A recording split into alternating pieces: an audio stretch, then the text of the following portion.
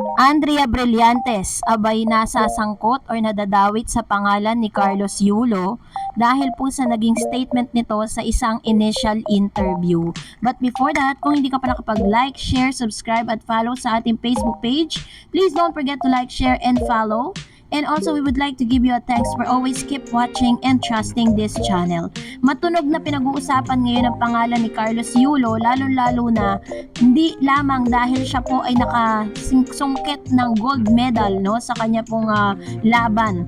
But siya po ay pinag-uusapan ngayon dahil sa controversial issue niya sa kanyang pamilya. Ngayong araw ay finlex ni Mr. Carlos Yulo ang ilan sa mga napanalunan at bagong bahay nito no na nagkakahalaga ng multi-millions ang halaga ng kanyang tahanan.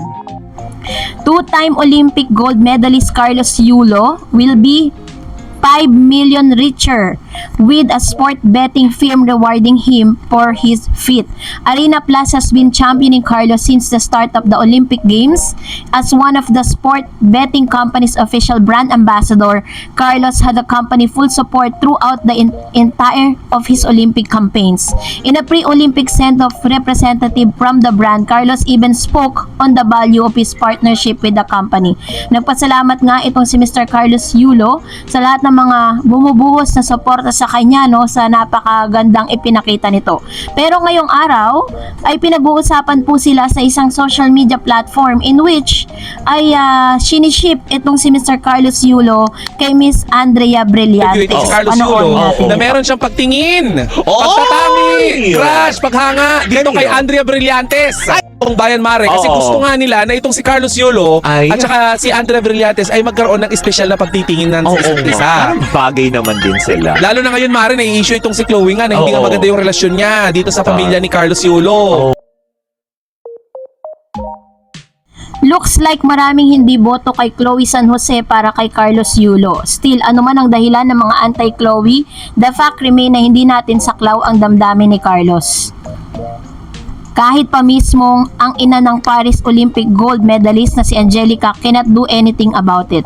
From the looks of it naman ay obvious ang kasiyahan ni Carlos sa piling ni Chloe. Kaya who are we para hadlangan ang kaligayahan ng gymnast? Dahil nga hindi bet ng marami si Chloe for Carlos ay may nagrereto kay Andrea Brillantes. Baka raw ang swerte ng aktres sa pag-ibig ay wala sa isang basketballista kundi sa isang gymnast. Obvious na si Richie Rivero na ex-boyfriend ni Andrea ang tinutukoy ng mga shippers.